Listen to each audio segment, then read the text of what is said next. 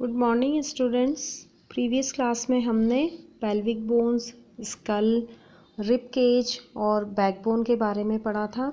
Rib cage के अंदर जो हमारे डेलिकेट ऑर्गन्स होते हैं, हार्ट, लंग्स, ये प्रोटेक्टेड रहते हैं और हमारी जो बैकबोन होती है वो 33 वर्टिब्री से मिलकर के बनी होती है। पेल्विक बोन्स के अंदर हमारे स्टमक जैसे पार्ट्स आ जाते हैं और स्कल के अंदर हमारा ब्रेन प्रोटेक्टेड रहता है। ठीक है, और हमारा जो स्कल होता है वो कई सारी बोन्स आपस में जॉइन होकर के बनती हैं, है ना। Besides many bones and the joints of our skeleton there are some additional parts as well. अब बोन्स और जॉइंट्स के अलावा हमारी बॉडी के अंदर कुछ एडिशनल पार्ट्स भी होते हैं, such parts are neither hard as bones nor can be bent. ये पार्ट्स बोन्स के जैसे हार्ड भी नहीं होते हैं और इनको हम बेंड भी नहीं कर सकते हैं।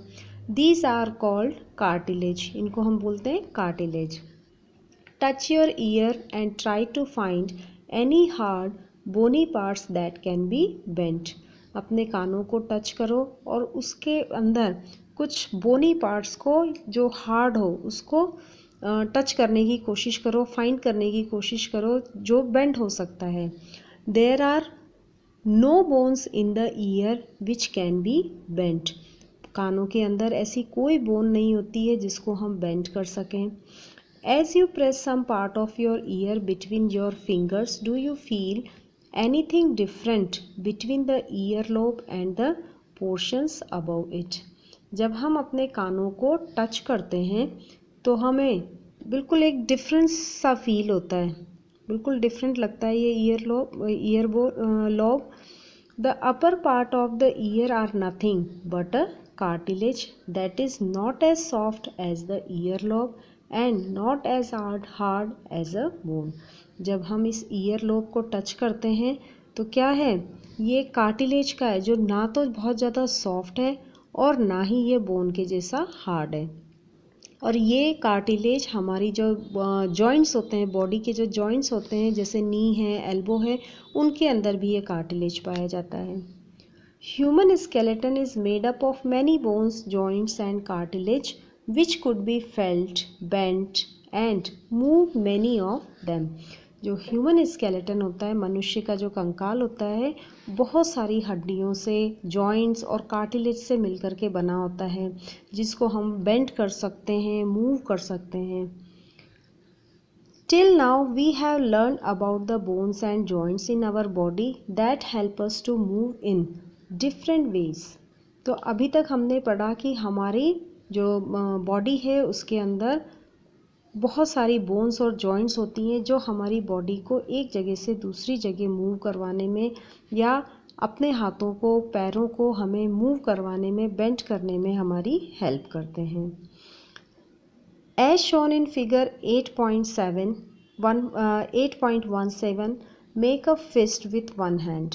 ये जैसे आपको ये इसमें दिखा रखा है फिस्ट मतलब मुट्ठी, है ना। अपने हाथों की जो मुट्ठी है उसको बांधना है।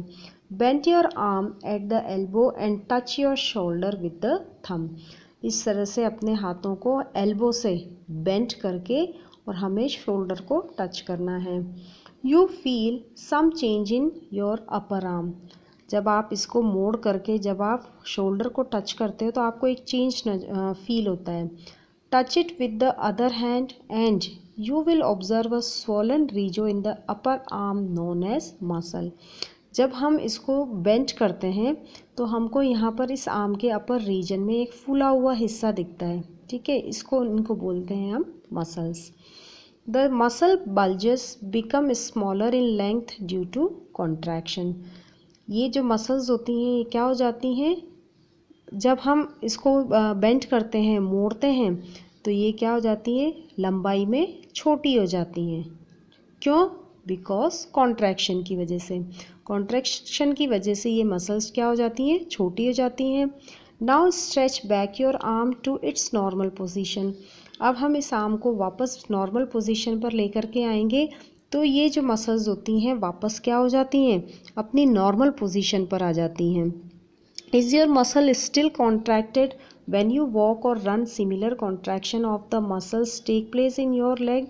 जिसी तरह से जब हम चलते हैं, ठीक है, नॉर्मल वॉक करते हैं या रन करते हैं तब भी हमारे जो पैरों की जो मसल्स होती हैं इसी तरह से कॉन्ट्रैक्ट होती हैं।